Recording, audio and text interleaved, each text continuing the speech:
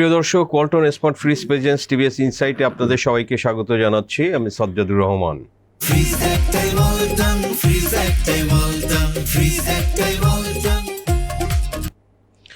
দর্শক, আমরা অনেক বছর ধরেই শুনছি যে বাংলাদেশের ট্যাক্স ভ্যাটের আওতা বাড়াতে হবে, নেট বাড়াতে হবে, এবং সেটা প্রতি বছরই শোনা যায়।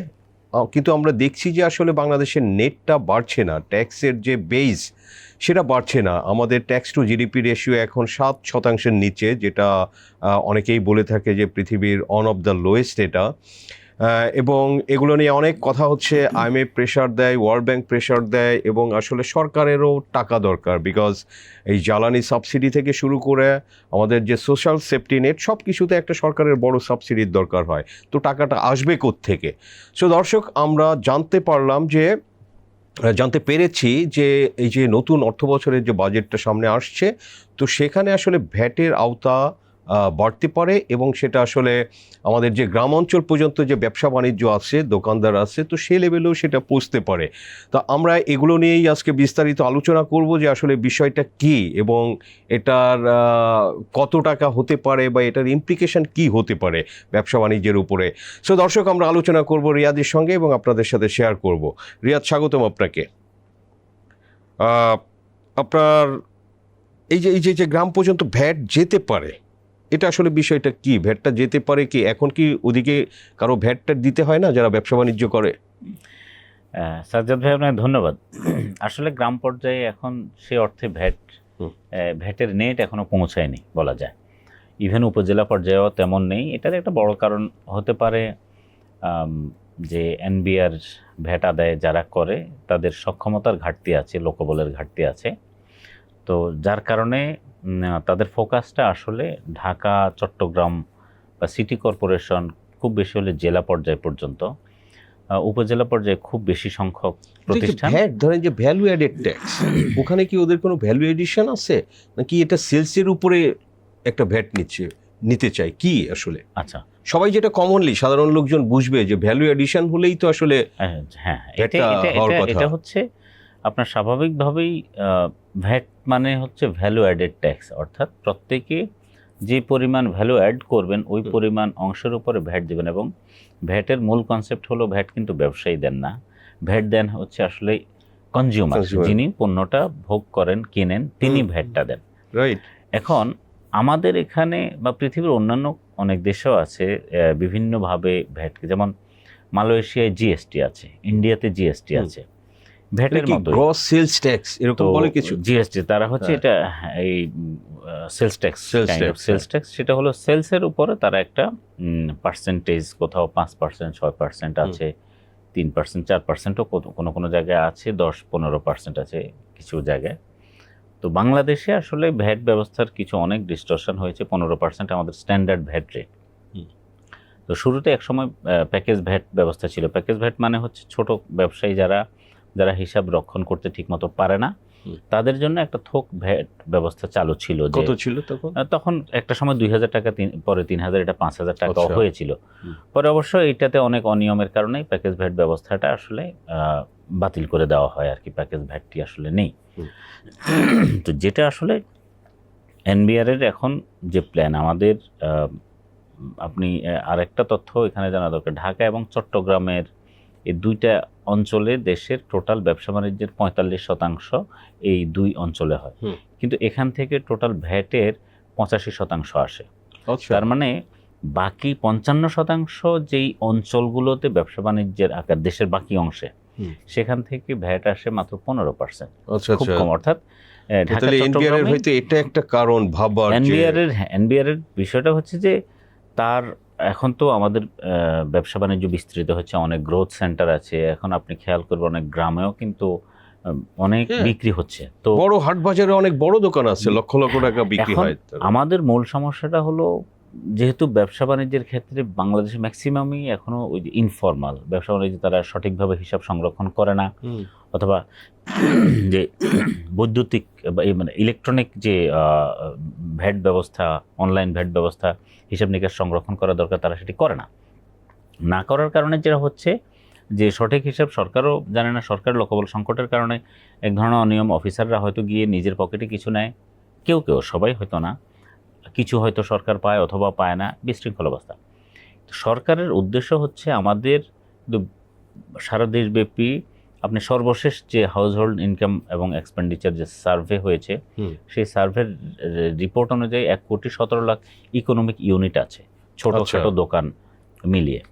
তো 1,17,00,000 এই ইকোনমিক ইউনিটের মধ্যে আপনার মানে ভ্যাট রেজিস্ট্রেশন আছে মাত্র 8 লাখের মতো, এবং এই 8 লাখের মধ্যেও আসলে 3-4 লাখ হয়তো ভ্যাট রিটার্ন জমা দেয়, 5 লাখ এনবিআর বলে, কিন্তু এখানে আবার এনবিআর এর এই হিসাবের মধ্যেও ঘাপলা আছে, অ্যাকচুয়াল মানে জিরো রিটার্ন দিয়ে, ওটা আসলে ভ্যাট নয়। তো 3-4 লাখের মতো হয়তো ভ্যাট, তার মানে 1,17,00,000 ব্যবসা প্রতিষ্ঠান, সেখান থেকে সরকার ভ্যাট পায়, যদি আপনি ওইভাবে বলেন 3 থেকে 4, 1,17,00,000 যদি ইকোনমিক ইউনিট হয়। না তো সেই ইকোনমিক ইউনিট তো আপনি ছোট একটা মুদি দোকানদারও হতে পারে, চায়ের দোকানদার হতে পারে, ছোট মুদি দোকান, চায়ের দোকান, সেগুলোও ইকোনমিক ইউনিটের মধ্যে পড়ে, কিন্তু তারা তো ভ্যাট দেওয়ার যোগ্য নয়। কিন্তু এনবিআর এর কথা হচ্ছে অন্তত 50 লাখের মতো প্রতিষ্ঠান ভ্যাটের আওতায় আসার কথা, তার ভ্যাট রেজিস্ট্রেশন থাকার কথা, তো সেটি হচ্ছে না। এখন এই কারণেই এনবিআর এর টার্গেট হলো যে এটিকে বিস্তৃত করা, সরকারের উদ্দেশ্যই হচ্ছে বিস্তৃত করা, এবং সরকারের উদ্দেশ্য হলো এরকম যে প্রয়োজনের শুরুতে যারা ভ্যাটের আওতায় আসবে অপেক্ষাকৃত ছোট, যেমন হয়তো বার্ষিক 50 লাখ টাকার নিচে যাদের বিক্রি, এরকম প্রতিষ্ঠানগুলো শুরুতে প্রয়োজনে তাদেরকে একটা টোকেন ভ্যাট দিয়ে তাদেরকে ভ্যাটে অভ্যস্ত করা, ভ্যাট প্রদানে। ওই প্রতিষ্ঠানগুলো হয়তো 1,000 টাকা মাসে ভ্যাট দিতে পারে কোন ছোট হিসেবে, আবার একটু বড় হলে সেক্ষেত্রে ধরুন জেলায় একটা রেট, উপজেলা, গ্রামে, সিটি কর্পোরেশন অথবা ঢাকার মধ্যে, এইভাবে রেটটা তারা করতে চাচ্ছে। মাসে ধরেন যে 1,000 বা এটা আপনার মাসে কেন করবে? এটা কি অ্যানুয়ালি করতে পারে না? যে ছোটদের আসলে নিয়মটা হচ্ছে প্রতি মাসে রিটার্ন দিতে হয়। এখন এনবিআর সেটিও ভাবতেছে, এটি নিয়ে বিস্তর আলোচনা হচ্ছে সরকারের উপর পর্যায়ে থেকে, বা সরকারের নীতি নির্ধারণী মহলে সিদ্ধান্ত হচ্ছে ছোট ব্যবসায়ীদেরকে যে কোনোভাবে হোক ভ্যাটের আওতায় আনা, তারা ছোট করে হলেও ভ্যাট দিবে, অর্থাৎ তাদেরকে এক ধরনের ভ্যাটের এরিয়ার মধ্যে, আওতার মধ্যে শুরুতে আনা, তাদের প্রত্যেককে মানে ভ্যাট রেজিস্ট্রেশন দেওয়া হবে, এবং ভ্যাট রেজিস্ট্রেশনটা আগে যেরকম জটিলতা ছিল সেই জটিলতাটা এখন কমিয়ে আনবে, ইনস্ট্যান্ট উনি অনলাইনে ভ্যাট রেজিস্ট্রেশন নিতে পারবে। এখন প্রতি মাসে মাসে যদি রিটার্ন ভ্যাট দিতে হয়, এটাও একটু ঝামেলা, কারণ অনেক সময় এটা একটু, তো সেক্ষেত্রে সরকার একটা প্ল্যান হয়তো করছে যে মোবাইল ফাইন্যান্সিয়াল সার্ভিসের মাধ্যমে সহজেই যাতে উনি ভ্যাট দিয়ে দিতে পারেন, কেউ চাইলে 6 মাসেও ভ্যাট একবারে উনি দিয়ে দিতে পারবেন, সেরকম ব্যবস্থা আছে। কিন্তু সরকারের বিষয়টা হবে মাসে, ভ্যাটের হিসাব যেহেতু মাসে হয়, এইভাবে করে আসলে সরকার প্রাথমিক টার্গেট হচ্ছে ছোট অপেক্ষাকৃত ছোট ব্যবসায়ী যারা, তাদেরকেও ভ্যাট প্রদানে অভ্যস্ত করা। ইয়েস, আপনার এই যে ধরেন যে কোনো একটা ক্রাইটেরিয়া তো থাকবে যে এই একটা দোকানের বার্ষিক সেলস এত হলে তার একটা মিনিমাম ভ্যাট দিতে হবে। তো এটা আসলে এই যে সেলসটা, কারণ এগুলো তো রেকর্ডেড না, এগুলো তো তখন ট্যাক্স অফিসিয়ালরা আপনার তখন তাদের ডিসক্রিশনারি পাওয়ার বা আরবিট্রেলি কোনো একটা দোকানে সে ফর এক্সাম্পল ধরেন যে এটা সেট করলো যে দোকানের 50 লাখ টাকা বার্ষিক বিক্রি, তো সে মিনিমাম 1,000 টাকা ভ্যাট দিবে। কিন্তু ধরেন যে এটার তো কোনো রেকর্ড নাই, এটা ট্যাক্স অফিসিয়াল বলল যে আপনার দোকানে 50 লাখের বেশি সেল হয়েছে, দোকানদার বলল যে না, হয়নি। তো এখানে তো ধরেন যে এক ধরনের এরর হতে পারে, অ্যানোমালিজ হতে পারে, সেগুলো কি কোনোভাবে ফিক্স করার মনিটর? গুরুত্বপূর্ণ ব্যাপার। আমরা মানে এক্সপার্টদের সঙ্গে কথা বলেছি, ওনাদের বক্তব্য হচ্ছে এরকম, আমাদের যে প্যাকেজ ভ্যাট ব্যবস্থাটা থেকে সরকার যে সরে আসলো, প্যাকেজ ভ্যাট ব্যবস্থা আসলে ভ্যাটের মূল যে স্পিরিটের সঙ্গে যায় না। কারণ হলো আপনি নিয়ম হচ্ছে হিসাব নিকাশ রাখবে, ভ্যাট ওনার যতটুকু হবে উনি ততটুকু ভ্যাট দিবে। যেহেতু হয়নি, বছরের পর বছর এনবিআর বহু চেষ্টা করে এটা পারছে না, খুব বেশি ভ্যাট রেজিস্ট্রেশন হয়নি, ফলে এনবিআর এখন এই পথে যাবে। আমাদের অতীত অভিজ্ঞতা হচ্ছে এইভাবে এই প্যাকেজ ব্যবস্থা, এটা কিন্তু এক ধরনের প্যাকেজ ভ্যাট, অন্য নতুন মড়কে আসলে প্যাকেজ ভ্যাট হবে। তো প্যাকেজ ভ্যাট ব্যবস্থা এক সময় ফেল করেছে এক ধরনের, তো সেই ব্যবস্থাটি এখন আবার নতুন করে যদি আসে, আপনি যেই কথাটি বললেন এটি খুবই গুরুত্বপূর্ণ, যে প্রথমত তাদের অফিসারের সংকট আছে, যে পরিমাণ এনবিআর এখন টার্গেট বিস্তৃত করা, অনেক গ্রাম পর্যায়ে চলে যাওয়া, উপজেলা, তো সেখানে তার লোকবলের সংকট আছে একটি বিষয়। আরেকটা বিষয় হচ্ছে যেটি আপনি বললেন যে কার কত সেল, এটি নির্ধারণ নিয়েও তো একটা ঝামেলা হতে পারে। উনি বললেন হয়তো 50 লাখ টাকার উপরে সেল হয়, আপনাকে স্ট্যান্ডার্ড ভ্যাট রেটে আসতে হবে। উনি বললেন যে না, আমার 50 লাখ টাকার নিচে আমাকে প্যাকেজ ভ্যাটের মধ্যে রাখেন। আবার যারা এখন এক্সিস্টিং ভ্যাটের আওতার মধ্যে চলে এসেছে, তারা বলবেন যে আমি যদি নতুন করে আসলে আমাকে কম ভ্যাট দিতে হয়, তাহলে তো আমি আগেরটা, উনি তখন ডিরেজিস্ট্রেশন হয়ে যাবে, ডিলিস্টিং। তখন উনি হয়তো আগের ভ্যাটের বিআইএন থেকে উনি ডিলিস্টিং হয়ে উনি হয়তো নতুন করে আবার ভ্যাটের কম ভ্যাট দেওয়ার সুবিধা নেওয়ার জন্য এটি করতে পারেন। এরকম বিষয় আছে। আবার অফিসাররা তখন দেখা গেছে কাউকে হয়তো কেউ নিজের সুবিধা নিয়ে, ব্যক্তিগত সুবিধা নিয়ে কাউকে হয়তো 50 লাখ টাকার নিচে বা 30 লাখ টাকার নিচে ওই রেঞ্জের মধ্যে ফেলে তার কাছ থেকে সুবিধা নেবে। এখানে সরকার যে পরিমাণ ভ্যাট পাওয়ার কথা সেটি হয়তো পাবে না। যেটি হতে পারে সমস্যাটা, যদি সঠিকভাবে, হ্যাঁ ভ্যাট প্রদানটা আপনি ইজি করলেন, কিন্তু এটি তো কেউ না কেউ নির্ধারণ করবে, ঠিক করে দিবে। সেই নির্ধারণ করবে তো অফিসাররা। এখন এই অফিসাররা নির্ধারণ করতে গিয়ে দেখা গেছে এই ব্যক্তি পকেট থেকে খরচ হচ্ছে 2000 টাকা, কিন্তু উনি সরকারকে দিচ্ছেন হয়তো এমএফএস এর মাধ্যমে, মোবাইল ফাইন্যান্সিয়াল সার্ভিসের মাধ্যমে 1000 টাকা, যেটি হয়তো অফিসার তাকে নির্ধারণ করে দিল। কিন্তু এর বিনিময়ে অফিসারকে হয়তো একটা অ্যামাউন্ট ওনার দিতে হতে পারে। ফলে দেখা গেছে সরকার এখান থেকে যদি 500 কোটি টাকা আদায় করে, আরও 500 কোটি টাকা হয়তো কারো পকেটে চলে যেতে পারে। তো একটা হচ্ছে এই ধরনের একটি অ্যানোমালিজের একটা সুযোগ আছে। আরেকটা হচ্ছে মাঠ পর্যায়ে এক ধরনের বিশৃঙ্খলাও তৈরি হতে পারে। অনেক ছোট ব্যবসায়ী আছে, তাকে গিয়ে যদি ভ্যাট দিতে বলে, শুরুতে তারা এই বিষয়টি নিয়ে বিশৃঙ্খলা বা তারা এটা অনীহা দেখাবে, তখন এক ধরনের অসন্তোষ তৈরি হতে পারে ব্যবসায়ীদের মধ্যে। ফলে এটি নিয়েও আমাদের ইকোনমিস্টরা বলছেন যে এটি সরকারকে আসলে খুব দেখে শুনে চিন্তা ভাবনা করে আসলে এটিতে আগানো উচিত। তো আমার মনে হয় যে বাংলাদেশে ধরেন যে মানুষ যে ট্যাক্স দেয় না, আসলে দুইটা, একটা ভয় পায় যে ট্যাক্স দিলে ওদের নেটওয়ার্কের মধ্যে চলে আসবো, তারপরে তারা ঝামেলা করবে, এগুলো কিন্তু হয়ে থাকে, কথাটা একদম মানে মিথ্যে না।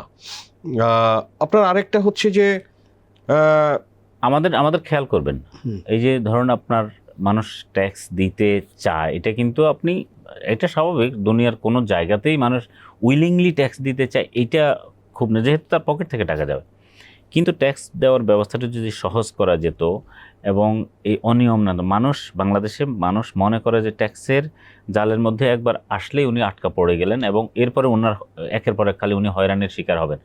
আরো একটা বিষয় থাকে আপনার বেনিফিট। হ্যাঁ, একটা বেনিফিট আপনি ধরেন যে এই যে ইউরোপ আমেরিকায় আপনি 40-45% হলো ট্যাক্স, আপনার বেতন থেকে অটোমেটিক এগুলো কেটে চলে যায় গভর্নমেন্টের এক্সচেকারে। তো তারা কিন্তু এটার ফ্যাসিলিটি পায়, এডুকেশন, হেলথ, বিভিন্ন ধরনের সার্ভিসেস, এগুলো কিন্তু আসলে অনেক কিছু ফ্রি অফ কস্টে পায়। খুব আমাদের দেশে ধরেন যে এটা যদি এভাবে করে যে একজন দোকানদার যদি সে এই এত টাকা ভ্যাট দেয়, সে একটা উপজেলা বা একটা জেলায়, তাদের কিছু সুবিধা দেওয়া হবে। এটা গুরুত্বপূর্ণ ব্যাপার। যে একটা হচ্ছে যে ধরুন প্রথমত ভ্যাটটা কিন্তু পরোক্ষ কর। হ্যাঁ, পরোক্ষ কর মানে হচ্ছে আপনার সরকারের উচিত হলো প্রত্যক্ষ কর, আয় কর, যেটা আয়কর বাড়ানো, সেখানে মনোযোগ দেওয়া বেশি। হ্যাঁ, তার মানে ভ্যাট ফাঁকি হবে তা নয়। ভ্যাটে অবশ্যই সরকার গুরুত্ব দিবে, ভ্যাট যাতে সরকার যেটা প্রাপ্য সেটা যাতে পায়। সরকারকে বেশি মনোযোগ দেওয়া উচিত আসলে ইনকাম ট্যাক্সে। এখন যে সমস্যাটা হচ্ছে, সরকার ভ্যাট থেকে আদায়টা তুলনামূলক ইজি, অনেকটা হাত বাড়ালেই টাকা পাওয়া যায়। ফলে আপনি খেয়াল করবেন বাংলাদেশে কিন্তু এখন প্রত্যক্ষ কর, আমাদের টোটাল যে ট্যাক্স রাজস্ব আদায় হয় তার মধ্যে প্রায় 70% সরকারের হিসাবে পরোক্ষ কর। হ্যাঁ, পরোক্ষ কর হচ্ছে 70%। এবং এইটি আপনি যদি আমদানি পর্যায়ে পণ্যের উপরে যে এআইটি ইম্পোজ করা হয়, সেটিও কিন্তু ব্যবসায়ীরা পণ্যের দামের সঙ্গে যুক্ত করে দেয়। সেটিকে যদি আপনি হিসাবে নেন, তাহলে আমাদের টোটাল রাজস্বের 80% পরোক্ষ কর থেকে আসে। এটা হওয়ার কথা নয়। আমাদের আসলে হওয়া উচিত প্রত্যক্ষ কর থেকে, অর্থাৎ আয়কর থেকে আমাদের 60% অন্তত পক্ষে আমাদের আসা, মানুষ বা কোম্পানি ব্যবসা বাণিজ্যের আয় থেকে আসবে, যেটা এটি একটি বিষয়। এবার আরেকটি যেটা বললেন যে মানুষ এই যে আয়কর যে মানুষ দিচ্ছে বা ট্যাক্স মানুষ দিচ্ছে, ভ্যাট যাই দিচ্ছে, এটার জন্য মানুষ কি পাচ্ছে?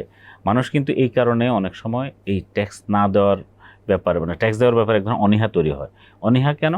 কারণ উনি দেখছে আমার দেওয়া টাকা অপচয় হচ্ছে, দুর্নীতি হচ্ছে, দেশে বাইরে চলে যাচ্ছে, পাচার হয়ে যাচ্ছে। একটা গ্রুপ, যারা শক্তিশালী গ্রুপ, প্রভাবশালী গ্রুপ, কোনো না কোনো কায়দায় তারা সরকারের সঙ্গে যোগসাজশে টাকা বাইরে নিয়ে যাচ্ছে।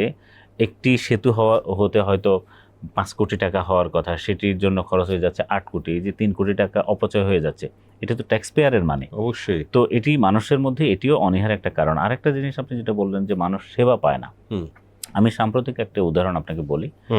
আমি একজন রোগী, যে সম্প্রতি একটা বাচ্চার বাবা খুব ভালো ইনকাম নেই, কিন্তু ঢাকা শহরে থাকে কোনো রকম। সেই বাচ্চার হাম ধরা পড়লো, তারা ভাই বোন দুইজনেরই হাম ধরা পড়লো।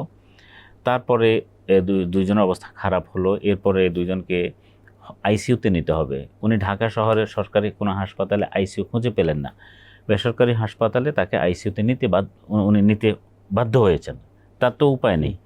এবং এই বেশ লম্বা সময় তার এই সন্তানরা আইসিইউতে থাকতে হয়েছে। একটি সন্তান যে বেঁচে ফিরেছে, আরেকটি সন্তান মারা গিয়েছে। এখন এই বাবার সন্তানও গিয়েছে, তার প্রায় 17-18 লাখ টাকা চলেও গিয়েছে। এখন এরকম মানুষ, উনি কিন্তু সরকারের কাছ থেকে পেলেন না। ওনার যখন আইসিইউ সাপোর্ট দরকার ছিল, উনি তখন কোনো সরকারি হাসপাতালে আইসিইউ পাননি। তার মানে এই যে আমাদের ট্যাক্স নিচ্ছে, সেই ট্যাক্সটা সরকার একজন সাধারণ ইভেন গরিব কম আয়ের মানুষকেও সরকারি সাপোর্ট দিতে পারলো না। এটা তো মানুষকে আসলে কর প্রদানে এক ধরনের নিরুৎসাহিত করার অন্যতম কারণ। কিন্তু ইয়েস, আপনি বর্তমান প্রধানমন্ত্রী বিভিন্ন কার্ড দিচ্ছেন, তো এটা ট্যাক্স কার্ডও হতে পারে, যে এই কার্ডে সে আসলে একটা সরকারি হসপিটালে সে প্রায়োরিটি পাবে, একটা সরকারি স্কুলে প্রায়োরিটি পাবে, এগুলো তো হতেই পারে। সরকারের যে প্রতিষ্ঠান, সেখানে যারা ট্যাক্স পেয়াররা একটু অ্যাডভান্টেজ পাবে, প্রায়োরিটি পাবে। সো সেটাও কিন্তু মানুষের এক ধরনের উৎসাহ দিবে ট্যাক্স দেওয়ার ক্ষেত্রে। তো আমাদের দেশে কিন্তু সেটা ভাবে না। তো যাই হোক, আশা করি আসলে ভাববে, সামনে এগুলো ভাববার সময় এসেছে যে ট্যাক্স পেয়াররা কি সুবিধা পাবে তার ট্যাক্সের জন্য। ট্যাক্স পেয়ারের সুবিধা, সরকারের অনিয়ম যেখানে থাকে সে অনিয়ম বন্ধ করতে হবে। ট্যাক্স পেয়ার যে টাকা দেন সেটি সরকারের কাছে ঠিকমতো প্রপার ব্যবহার করতে হবে। হয়রানি, সম্প্রতি ব্যবসায়ীরা কিন্তু ওপেন বলেছে যে আমাদের করের টাকা সরকার কিভাবে ব্যবহার করে সেটা আমরা জানতে চাই। এই যে কথা উঠছে, হয়তো সামনে এগুলো নিয়ে আরো আলোচনা হবে। এবং এটি কিন্তু গুরুত্বপূর্ণ বিষয়। ট্যাক্স পেয়ারের মানে কোথায় খরচ হচ্ছে, ট্যাক্স পেয়ার এটা জানতে চাইবেন, এবং এটা যদি অপচয় হয় সেক্ষেত্রে তার অনীহা তৈরি হবে। এটা খুবই স্বাভাবিক। হয়রানি বন্ধ করা এবং মানুষকে ট্যাক্স প্রদানটা ইজি করা, এই কাজগুলো যদি সরকার করতে পারে তাহলে সরকারের রাজস্ব বাড়বে। আপনি জানেন বাংলাদেশে কিন্তু ট্যাক্স টু জিডিপি রেশিও, অর্থাৎ আমাদের জিডিপি তুলনায় কর আদায় অনেক কম। হ্যাঁ, বলেছি less than 7%। সো রিয়াদ, আপনাকে অসংখ্য ধন্যবাদ টিভিএস ইনসাইডে সময় দেওয়ার জন্য। দর্শক, আমরা আলোচনা করলাম টিভিএসের সিনিয়র করেসপন্ডেন্ট রিয়াদ হোসেনের সঙ্গে, যে আসলে ভ্যাটটা গ্রাম পর্যন্ত যেতে পারে, উপজেলা জেলা পর্যন্ত যেতে পারে। সরকার চাচ্ছে এটা নেট বাড়ানো, বাট সেখানে অনেক রকমের আমরা দেখলাম যে ঝুঁকিও আছে, এবং সরকারের আসলে এখানে সক্ষমতার ব্যাপার আছে, মনিটরিংয়ের ব্যাপার আছে। এবং সবথেকে বড় কথা, আসলে আমরা তো জানি যে বাংলাদেশে যারা সরকারি চাকরি করে, স্পেশালি রেভিনিউ ডিপার্টমেন্টে, মানুষের কিন্তু একটা নেগেটিভ ধারণা আছে যে তারা আসলে ঘুষ দুর্নীতি এগুলোর সাথে অনেক কিছুর সাথে ইনভলভ, এবং আলটিমেটলি সরকারের ট্যাক্স আদায় না করে অনেকে কিন্তু ব্যক্তিগতভাবে বেনিফিটেড হয়, এবং সেটা আসলে খুব একটা গোপন বিষয় না। সো এখানে সরকারের কাজ করতে হবে মানুষের থেকে আসলে টাকাটা আদায়ের জন্য। এবং আলোচনা আরেকটা বিষয় যেটা আমরা জানলাম, যে আসলে মানুষের ট্যাক্সের টাকা কীভাবে খরচ হয় সেটাও আসলে মানুষ জানতে চায়, মানুষকে জানানো উচিত সরকারের। সো দর্শক, আজকে এই পর্যন্তই আমাদের আলোচনা। ভালো লাগলে লাইক করবেন, শেয়ার করবেন। আপনাদের সবাইকে ধন্যবাদ।